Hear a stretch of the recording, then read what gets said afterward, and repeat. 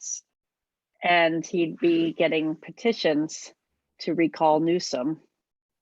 And because, and then he had a sign that said, "Stop the nanny state, recall Newsom." Because apparently the nanny state was telling us to wear masks and stuff like that. So, I mean, just seeing that guy with his little table kind of says it all about the recall effort. Yeah. I like the tree behind your head. Oh, thank you.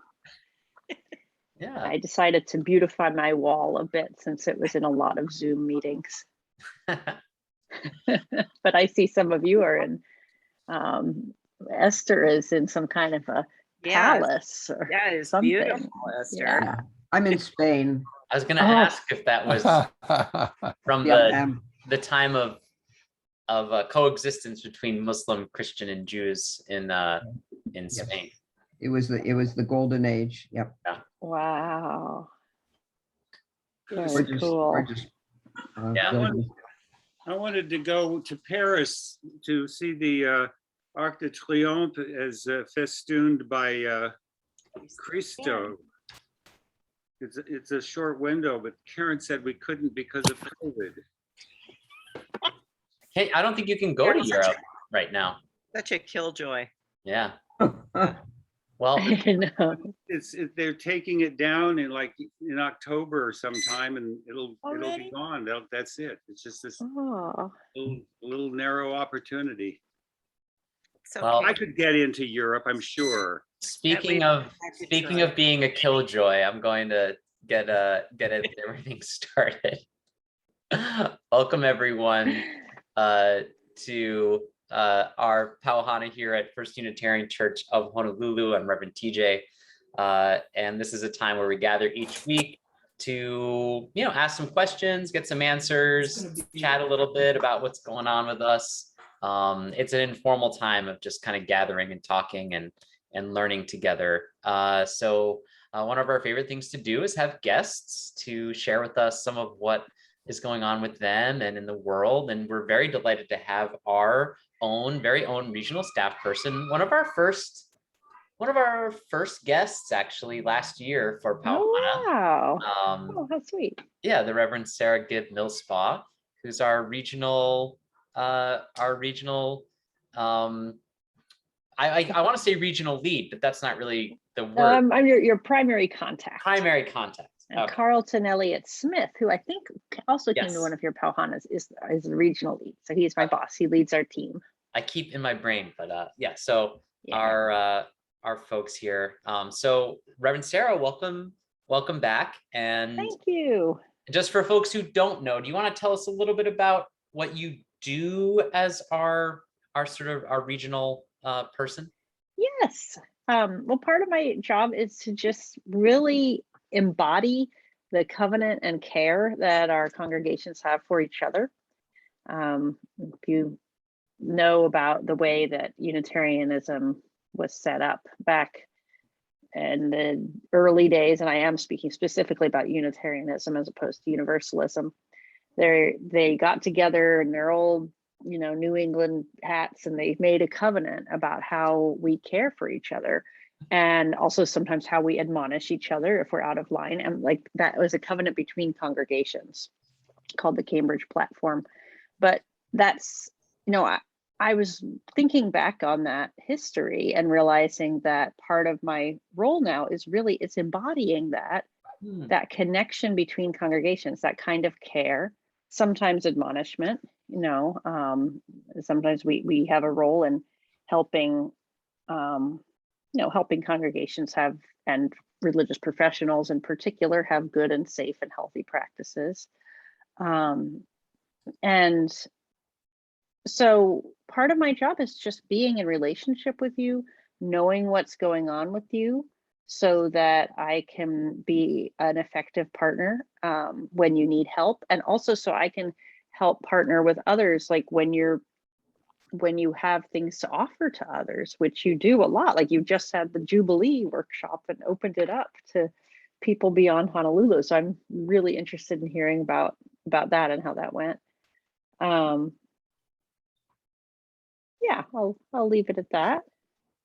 Well, I will add, part of my job these days is helping people navigate just this crazy time with COVID and, you know, all of the anxiety and uncertainty we have with climate change, with societal change, with all sorts of things. It's a challenging time to be leaders of religious communities, a challenging time to be a human being. So I'm a partner in navigating all that. Yeah, thank you for that. And I mean, let's just kind of jump right in on that. I mean, what are you seeing right now with other congregations, or just in general around, what are you seeing as trends? I can tell you, for us, there's been a feeling of, we were getting close to maybe reopening around Labor Day, and then the variant has really smacked us down a little bit. It's been a kind of traumatic feeling and fearful, and maybe I'm just speaking for me, but I mean, it's really sent us for a little bit of a loop. It was like we were okay with waiting until the new church year kind of time, but now it's been really a challenge. So have you been seeing that, or? Oh yeah. Yeah. Yeah, I think so many of our congregations, you know, really buckled down and did what they needed to do in 2020 to get through. And we had this sense of upward progress, even though, you know, we did have some peaks and valleys in case rates in all of our communities, but then to have plans to come back into some sense of in-person normalcy, while still recognizing, of course, so we would still be contending with COVID and needing to wear masks and all that. It was really disheartening. And so psychologically, just with individual and group psychology, it's like we can buckle down and get through it for a certain amount of time, but then sometimes I think a lot of people just really felt extremely discouraged, and sometimes that manifested in terms of fighting with each other, or just getting really persnickety. Sometimes it's real burnout with staff and leaders and congregations, and just not even knowing how to function right now. And some people, you know, some congregations are just fine. I think a lot depends on the stresses the congregation was facing and the community that you're in, and you know what level of anxiety in the system already was before COVID happened, and all of that. Yeah. We're just systems of people having people stuff, you know. But there's also, you know, you asked about trends. I mean, we have had so many UU congregations pass the 8th principle this year. It's like a huge amount, including you, right? Or did you pass it last year? Actually, 4 years ago. We were the second. 4 years ago, you were one of the first ones. Yeah, we were the second congregation in the denomination. Oh yeah. Oh my gosh. Well, see, you're the trendsetters. And I was the first minister to come to a church that had already passed it. Wow. So like they passed it and then brought me not long after. So yeah.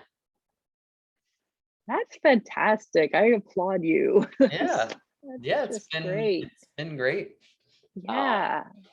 Well, but that has been, I mean, that just speaks so well of UUs. I think that like a record number of folks signed up for Beloved Conversations, which is another model that has some similar approaches to Jubilee, you know, for anti-racism and multiculturalism. You know, Jubilee's been happening online in different ways, in different forms, and people have been able to really engage in some important transformative work around racial justice and racial identity, which is particularly challenging for people socialized as white. And being able to do that in a really stressful time when it might be easier to just not add any more discomfort to our lives. I think it really speaks to the amount of care and compassion that Unitarian Universalists have, and the sense of wanting to do what we can to create a more just and equitable world, and a more just and equitable experience for all people in our midst. Mhm. It's I feel really moved when I think about how much transformation folks have been able to engage in, even in this really, really unsettling time. Yeah. Yeah, I wonder about just people being home and present and Mhm. looking at the news, looking at what is happening, looking at these things happening right before their eyes more than there have been in the past, if that's been part of it. Yeah. And seeing the disparate treatment of people based on responses to the pandemic. So, Mhm. yeah. I mean, I don't know how you usually do the Hana, but I'd be really interested in hearing from people, from the, from the folks from the congregation about their own experience of like doing racial justice work during the pandemic, and like what that's been like. Yeah, we can open it up in a Yeah. little bit. Is that all right if we Okay, do good. it in the second half? And Yeah, totally. 'cause there's Totally. a few other things people have been kind of wanting to hear from you a little bit about. Okay. That's all right. All right. No problem. Great. One question that came up was whether you're seeing a difference in the size of congregations in how they're dealing with the COVID epidemic about reopening. Like, is it harder in larger congregations, or are smaller congregations? What are they doing? Like, as far as, I mean, I saw a note basically suggesting we, from the UUA, basically ask people to confirm whether they're vaccinated. Like, what are some of the things people are doing to reopen, and is size of the congregation playing into that at all, do you think? Yes, and but in kind of an odd way. So much of it depends on also the size of the building, the size of a campus, Mm-hmm. the ability for a congregation to do outdoor worship. So that doesn't necessarily correlate with number of members. So you could have some congregations, like First UU Church of LA has a giant building that was built for a much bigger congregation than they are right now. They're just maybe, 20, 30 people or something like that. And so they can really socially distance in their worship, but there might be a congregation with, 200 people that is in a building that is just kind of stuffed into, that where and they don't really have any grounds to meet on. So it all depends on so much on the specifics of the space. So that's kind of, I was on the team that developed the guidelines for congregations, and they're really just guidelines because the congregation needs to make their own decision based on their own community, their own space. And we didn't even define like what is a large gathering, because what's large in one space is not large in the next. Like the safety isn't necessarily comparable when you're in different kinds of spaces. Yeah. Okay. Yeah, that's one of the things people were kind of wondering about as we're considering. Yeah, have you been doing some outdoor worship and some we've done outdoor worship for the young families. Uh-huh. We've done a monthly chapel. We did a few of them until the variant sort of came back and caused us to not be doing that. I'm actually looking at doing an outdoor component to the annual blessing of the annual animals on October 3rd. So I think I'm going to do like a half hour online that people can do, and then just be available for 2 hours for drive-through pet blessings. Oh, that's sweet. Yeah. And those are they're always safer outdoors anyway compared to I was kind of sanctuary. thinking this might be a tradition, So yeah, I know some congregations that do it outdoors anyway.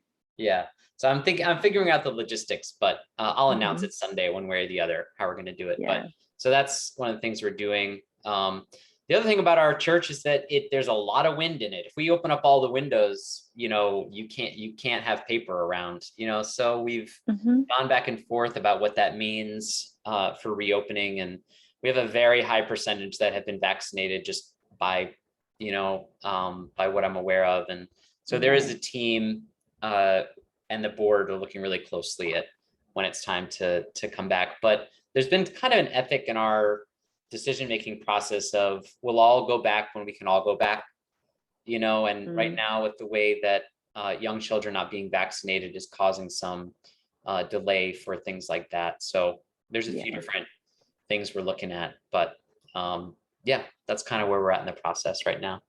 So my son is almost 10 and he got sent home from school today because his stomach felt upset.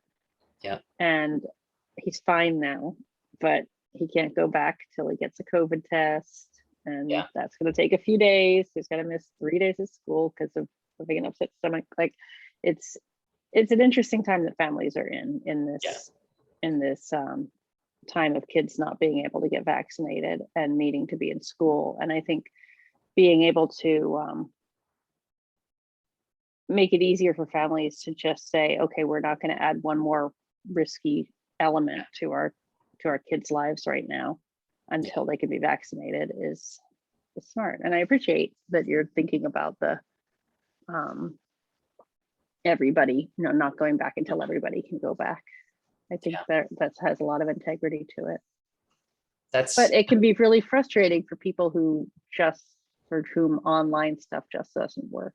They're probably not here on the Zoom right now, but I mean, and that's a huge, I mean, it was one thing to miss people for I hate to even say a year, but when it went past a year of people who are not Zoom oriented or online oriented, it's very hard, like by phone, to be reaching people. Anyway, you know these complexities, but there's definitely a drive. As someone who writes terrible jokes for a living, I do miss having the groans. I can't hear anyone groaning, which is really sad. I used to at least have Stuart with me, just not laughing, which helped. But he went to law school. So anyway, these are all just more bad jokes from my congregation to not laugh at. But we did have another question here. Someone saw at a workshop at GA that some congregations have lost their place of gathering in these times. I don't know if you've seen that with any of your congregations and how the UUA is helping or what's going on with that. So, well, I don't know if it's something that has necessarily needed help from me, but like I work with Prairie UU congregation in one of the southern suburbs of Denver. And they used to rent from a middle school. And they would have to pack up all their stuff after church every Sunday, hold it for a week, then set everything up the next week. And it wasn't the best space for them. So in some ways, it was kind of a blessing to not be able to access that space during COVID, and then to just let their lease go, have a little more money that they're not paying out in rent, and do everything virtually, and then have some time to really think about which town they want to actually relocate in when they have time to look at another rental. One congregation in Southern California called the Sepulveda UU Society, used to be called the Onion. The Onion, because the building was built by some architect and it was like shaped like a big brown onion, like with curved wood going around and with a tip. I think that was your predecessor's congregation for 14 years, right? Wasn't she no, she was at Mount Diablo. I'm sorry. I thought it was Jan Christian's church. Oh, Jan was in Ventura. Oh, okay. Yeah. No, Jan was not my predecessor. She was she and I were here on the same time. Oh, that's right. But she was my my predecessor for you. Yes, exactly. I got to see her this summer. She's doing very well in retirement. Good. It's very nice.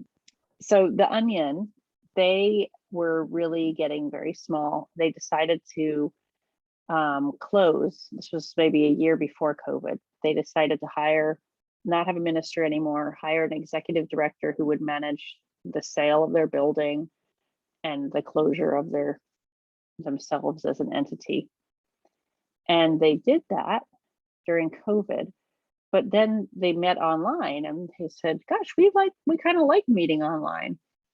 So now they're not thinking of dissolving as an entity. It's like they discovered that they could be a church without a building. So, both of those examples it wasn't necessarily a big loss, but if there is a congregation that does find itself homeless and isn't seeing the opportunity in it, I think, it's certainly something that I would help out with, but I haven't had that happen to anybody I work with right now. Yeah. One of the things that I know we've talked a lot about this stuff, and I know it's on people's hearts and minds, but I'm kind of curious, what are other initiatives or other things that you, through the UUA or just in your experience with a congregation our size, or anything like that, what are the things you're hoping some of your congregations are working on right now or looking forward to or doing? So that's a good question.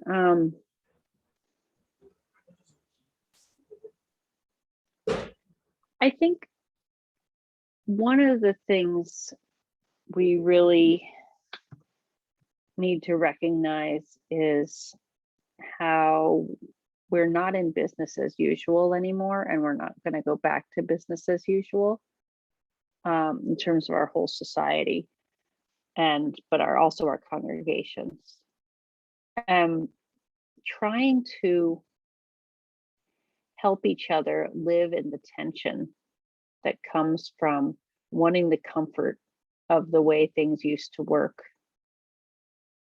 and the kind of the gap that we can't go back to that. Like there's this chasm between the way things used to work and the way things are going to work, and we don't really know how things are going to work yet, but we also know that things don't work the way they used to. So how do we cultivate that kind of openness and that flexibility and that emergent thinking in our communities to be able to live into the people that the future is going to call us to be? So one of the ways that I've been thinking about this a lot, I did my sabbatical in 2 parts this spring and then this summer, and I focused a lot on trauma and resilience and the level of trauma we have going on right now in our society, and the level of grief and the level of trauma and grief we're going to continue to have with the progress of climate change. That we actually have a really special role to grow into there, is we are communities with time-tested, dare I say, sacred knowledge about how to deal with grief and how to mourn, how to move through, to recognize that grief is actually not the end, that it's a path that you move through, and you can be made, you can come alive even further through that process. And that we are, so getting to that, I think involves getting in touch with our purpose, like what we're really here for in a really deep way as communities. Like we're not just here for entertaining talks on Sunday morning. Like we could tune into TED Talk for that. We're here for really holding and transforming lives and engaging spirituality in a way that can bring some healing and some wholeness and some response to all the trauma that we've been in, to help us just kind of down regulate, like, we can get so ratcheted up to help us just be calmer and more grounded in our bodies and in our fullness as we're approaching life. So, I've come back from sabbatical really seeing part of my role as being a partner to congregations and shepherding in who we're going to be called to be, and not just snapping back to hey, come in and like teach us give us the guidebook on how to recruit lots of happy new generous givers to our congregation. It's like that's important, but it's not like it was in the 90s where there were all these baby boomers church shopping and it was much more business as usual in our heads. Like, things have changed, and how do we live into that change in an authentic way? Yeah, it is definitely going to be the work that we're doing. I'm going to turn my light around. I have this trying to figure out when the best lighting is for this always happens when the sun goes down. So we start with one lighting and then the sun goes down for everybody. So we all have different lighting. But yeah, I did say we would open it up a little bit for some discussion at about halfway through, and I want to honor my commitment. So thank you for sharing some of that stuff, and we'll come back to some questions. But is there something I'm gonna turn off the forced viewpoint here of our spotlit folks? You can go back into Brady Bunch view if you want. So Sarah, are there questions you have for us about racial justice work or about Jubilee? Well, yeah, I was just curious about what was it like or what has it been like for you as you've been, moving deeper into your own racial justice work individually and as a congregation during this time of COVID, and hosting Jubilee. I'm not assuming you all attended it, but a very high percentage of the people on this call were at this most recent Jubilee. Oh, cool. So, Excellent. and at least 4, maybe 5 or 6 of us have been to all 4 that we've held. So yeah, so you've got a good group of folks who've experienced some of this work. So I mean, that's kind of a general, but does someone want to say something? I mean, we've been doing this for a long time, so I'm not sure what you're looking for, but if someone would like to share about what it means to them, maybe, or where you are with this work, and maybe to your question, Sarah, about how we're changed, how, and that the people we will be going forward and sort of entering church life or society as new people. Are there changes people have? Is that a good way to kind of ask, like, how do you think you've changed through doing this work, transformed? So did we lost Sarah? Oh well.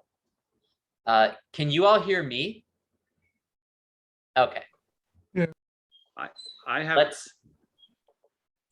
Let's wait till Sarah gets back, shall we? Yeah. Where are you? There you are. But we're all Gallery view. Let's see if she's texting me. Hang on one sec.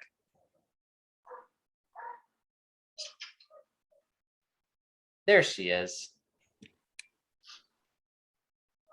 Hi, Sarah.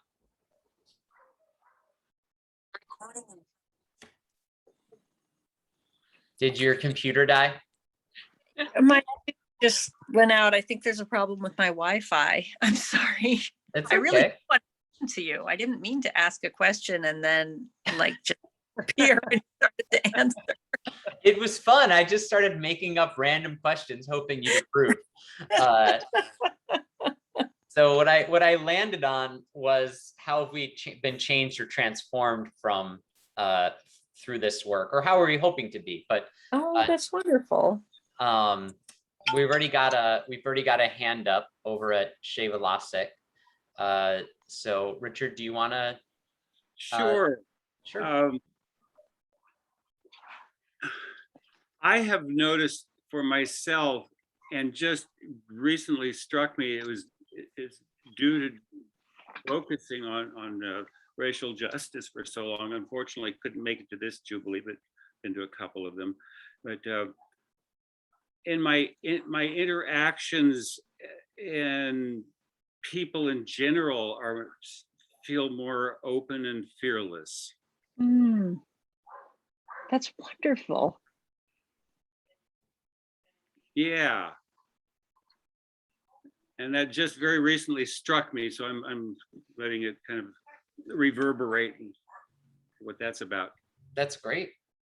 Yeah, and I love that because it's I feel some of that too. And like I've been doing, I think my first anti-racism workshop that I was part of was like 25 years ago. So I've been on this path for a while. And yeah, like people talk about it being hard work, but there's also such joy and like just sort of a comfort and connection and fearlessness that we can experience in a positive way, when we do this work. It's awesome.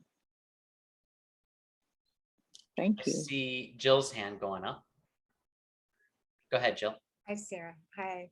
Yeah, do you want to, I think that the whole transformation to using Zoom has created a huge difference in that, like some of us go to Paula Cole-Jones' 8th Principal Learning Community meetings. And yeah, through that and through Jubilee, we meet all these, people from all over the country.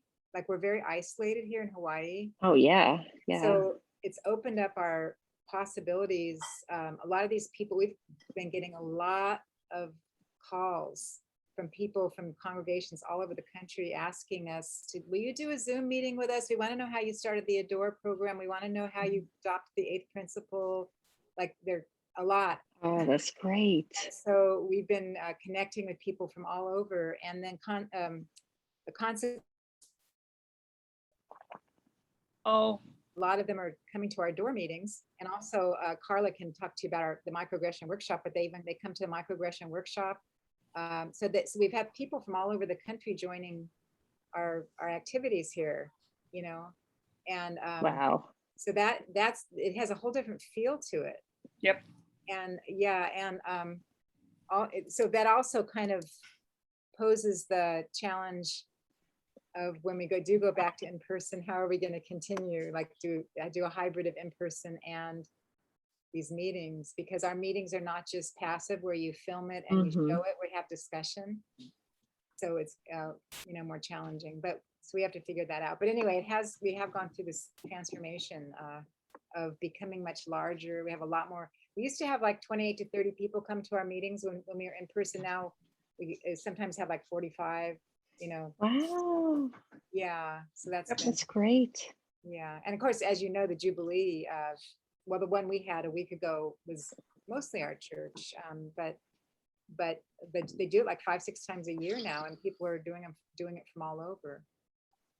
We had a few people from the Davis Church and a few other congregations, Mission Peak. So yeah, it was fun. I used to attend the Davis Church. Yeah. Joy was minister there. Yeah. Anyone else? Cool.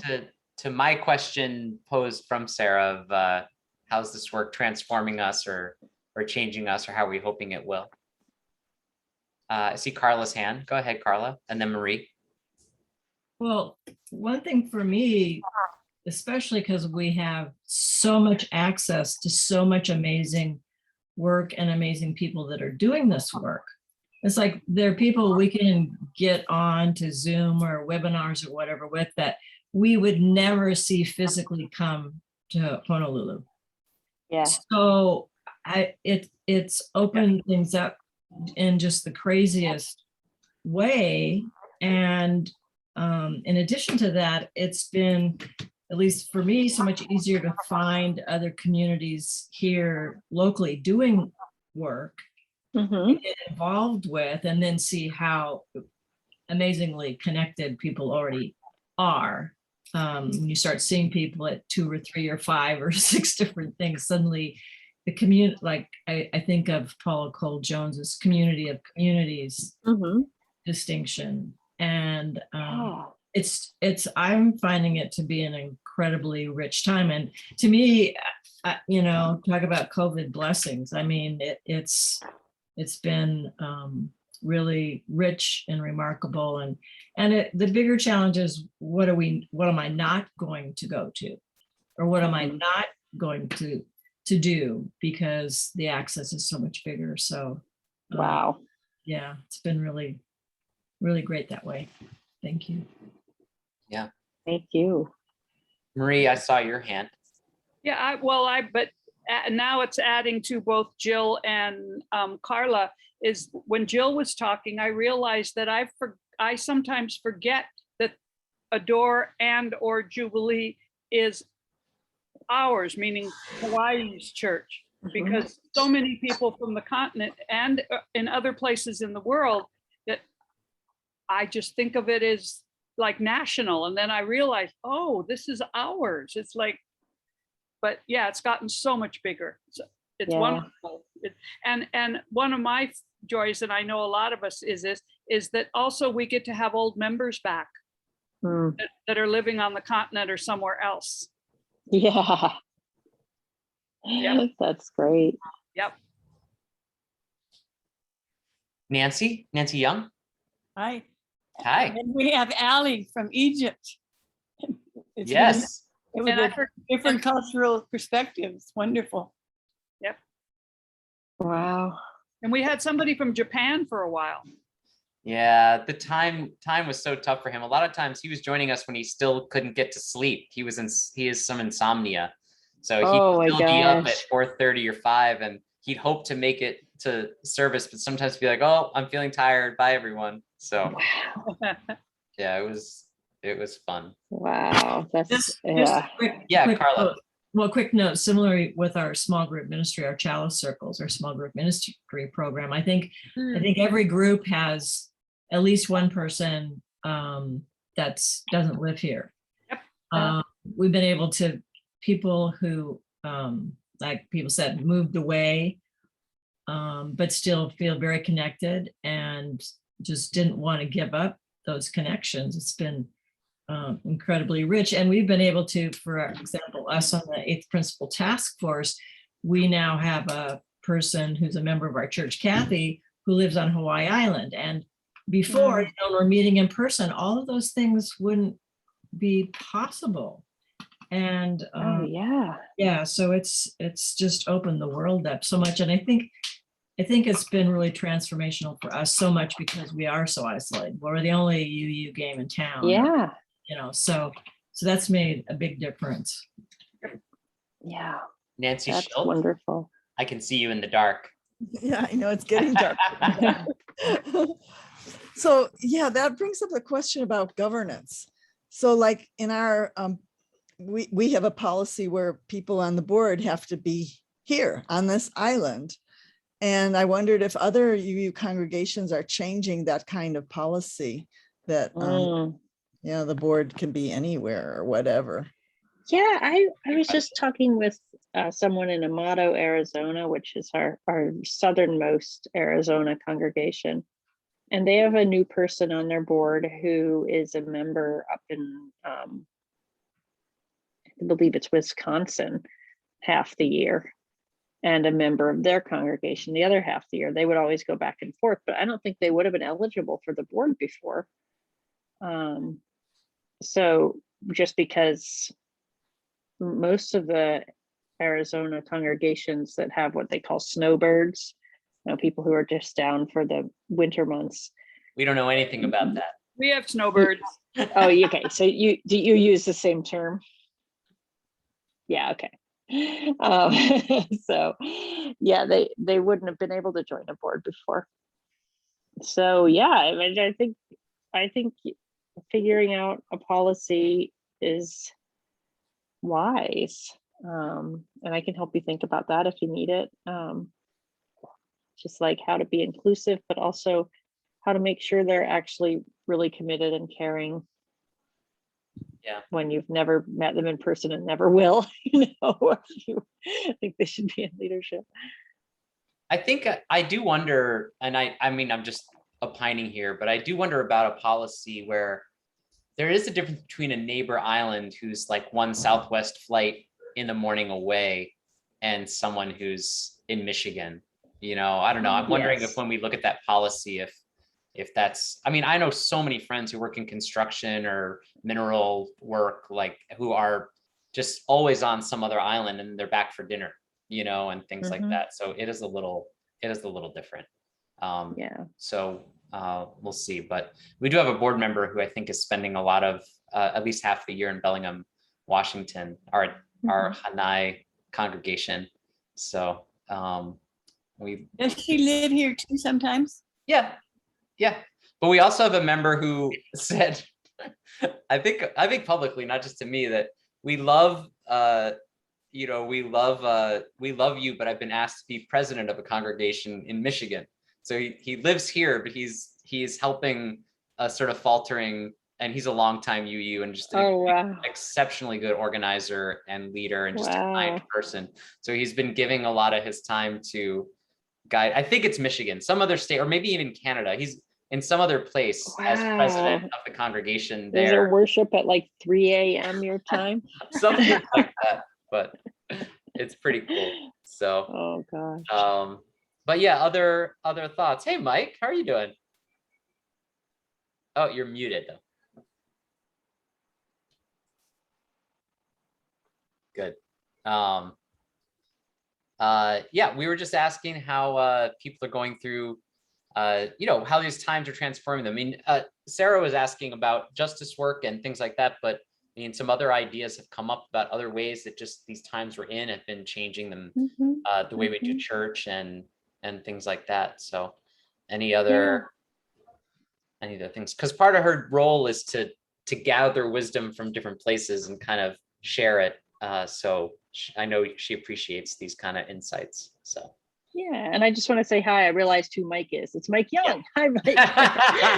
I don't know if you remember me, but I've met you at General Assembly years and years ago. Good to see you. Yeah, you're muted, Nancy and Mike. Just a heads up.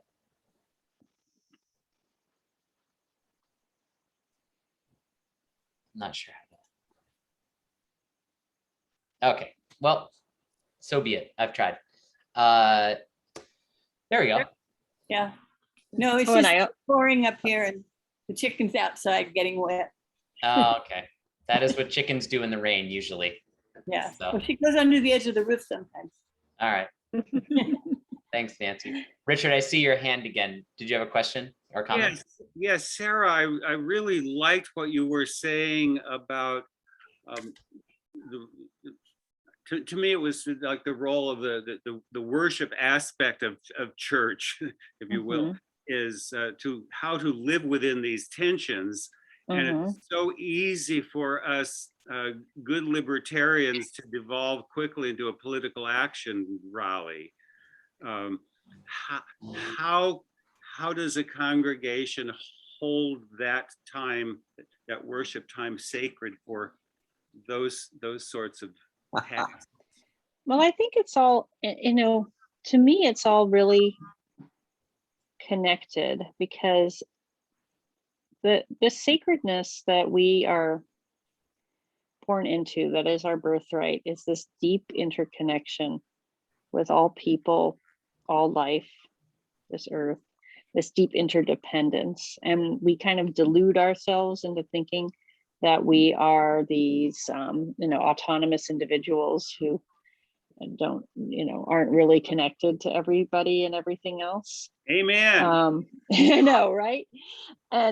But when we are connected to everybody and everything else, and we're trying to live that way, then that does call us to take some stands publicly and politically for, you know, for human rights and dignity, for the planet, for you know, the workers, you know, like, you know, not just be content in this system where we're supposed to be consumer individuals and just let the rich get richer and the poor get poorer and depression go on without us paying attention. So, I feel like it's all interconnected, and sometimes we're not as elegant at saying it, or making that connection between the spiritual and the political. Sometimes we can just like shortcut right to the political, but to me, it has a really strong spiritual grounding, the kind of work that we do to change, to make cultural change for the better. Thanks, Sarah. Yeah. Thank you. That was a good question. Yeah. I sometimes say the trinity of Unitarian Universalism is worship, learning, and justice, and how they all kind of interact. And learning means much more than education. It means spiritual learning and hearing from others in small group ministry, and that is, and also in a sense that is also has elements of worshipfulness to it, also of listening and time and prayerful reflection. And so those are sort of like the three legs that a lot of our work stands on. They all inform one another, so they are all connected. So yeah. But it is easy from a preaching standpoint, isn't it, Sarah, to really lean on some of the political questions and things we're facing in worship, and so you can end up, I don't know, sort of cutting off some of that learning if we're just doing justice worship. And so, well, and also it's not necessarily how people change. Like I see Nan here as the former religious educator and OWL trainer. You know this too, that people change through having a kind of experience of transformation. And it's not just hearing the right words in a sermon. It's actually like going to a workshop where it's structured for real learning and change, or going on a service trip, or some kind of a, like going to visit the border fence between the US and Mexico, and like talking with actual people about what life is like there. Those are the kinds of things that transform us. And like me as minister, I can think, if I just preach just the perfect social justice sermon, everybody's going to change and justice is going to be created. Is like, it has to be combined with a learning atmosphere, and spaces that we intentionally create, like the reasons you have the Jubilee workshops over and over and over again. It's not just you like put up a sign or you say the right words and you've made the transformation. It's a lifelong process. Yeah. Yep. Thanks, Sarah. Oh yeah, there was something in there I was gonna pick up on, but you just whisked me away in your narrative and I lost it. Well, we'll have to meet again. Yeah. Well, I forgot what I was gonna follow up on there, but yeah, I mean, one of the things for learning is it's nice to have the ideas, but it's only through the learning that we get the skills. The practical. That's such a good point. That like, this is great, but how do you do it? And I think a lot of this congregation has done a lot of that on their own in some respects. The microaggression workshop that the 8th Principal Task Force put together, creating curricula. I did my own little class on the beloved community. So we've been enjoying that, but we've also been enjoying, I don't know if we ever told you this now that I'm thinking about it, but Dr. Michelle Townsend Grove is been doing consulting religious. Michelle got in touch with me. Yes. Good. I think I did tell her that maybe she should, I don't know, but however it happened, but it's been great. And I know she's been working with some of our educators of longstanding to put together a slate of courses of learning experiences coming up in the next few months, and also working with our other folks who know about this stuff in order to get this up and running here. So I'm getting antsy to start making some announcements about what we're offering. So it's getting exciting. So yeah. Oh, that's great. And see, that's another creative opportunity that this strange time has opened up. I was just hearing from a congregation in the mountains of Colorado that has hired a part-time religious educator who's living in Oregon, you know? And so this is maybe some of our new way that we carry into the future. If only we were going to sing Building a New Way on Sunday. Oh, that's right. I think we are. Man, I saw your hand. Spoiler alert. I just wanted to do a shout out because some of the young families in our church are involved in something that they call OBFAR, which is Owl But for Anti-Racism. Oh, and it's a group of parents getting together with speakers, with special programs, talking about how to talk with their children here in Hawaii about issues of racism. Oh my gosh, I love that. So, and it's something that's very special, and it came out of both of the OWL programs that we run parallel, have run in the past, parallel for parents, and the idea that parents are the main educators for their children, not only in sexuality, but also in issues of race and social justice. Wow. And the multivalent way that that's working, even just today, you know, one of our, you know, our leaders and co-facilitators of Adore were aware of this class happening and got it to all of the people who she knows are doing OBFAR. So it's happening in multi levels where these, you know, folks are interacting and connecting and sharing this kind of information. So wow. Yeah. Wow. And then, you know, a whole other level too is Paula Cole-Jones and I are working on a project with the UUA right now. So she's been hired as a consultant.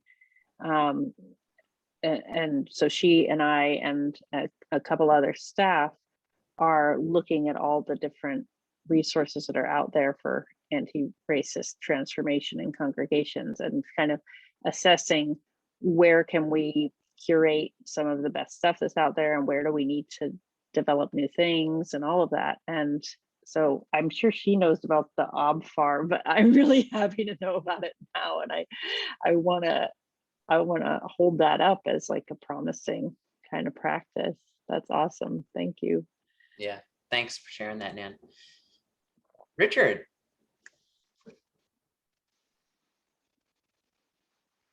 You're muted if you're trying to speak, Richard. Sorry. Sorry. Oh, there we go.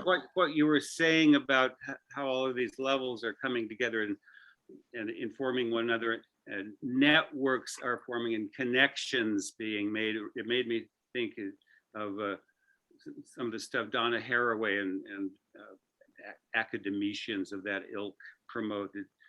With all the tearing apart that's going on, individualizing and network and ripping and isolating loneliness. What's needed is making as many kinds of connections as you can make. Wow. You know Donna Haraway? Yeah, I read Donna Haraway my first year in college. A long time ago. In a feminist philosophy course that was way over my head, but it blew my mind. It was awesome.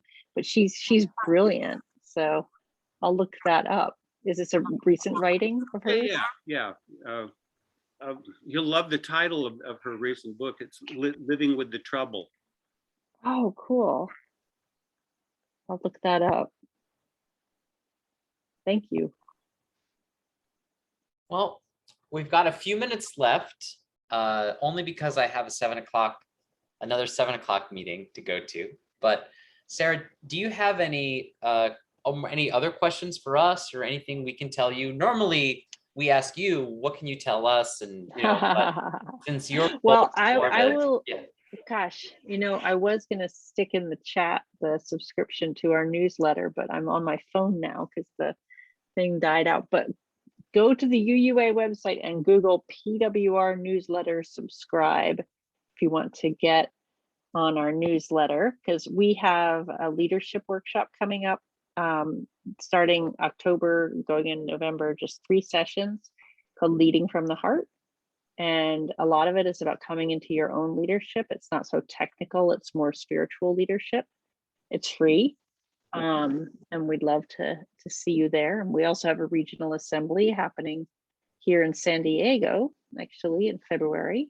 Oh, thank you, TJ, for that link. Sure. That we'd love to see people here on the continent for, but it also is going to be multi-platform. So there'll be ways to engage online too, because that's the reality.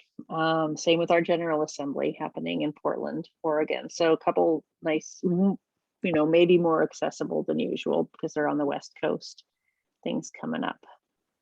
But I just want to say it's just been such a pleasure to be here with you again for POW Hana. And my husband was, he moved to Hawaii when he was 6 months old and then left Hawaii when he was 7 or something. So he knew what POW meant.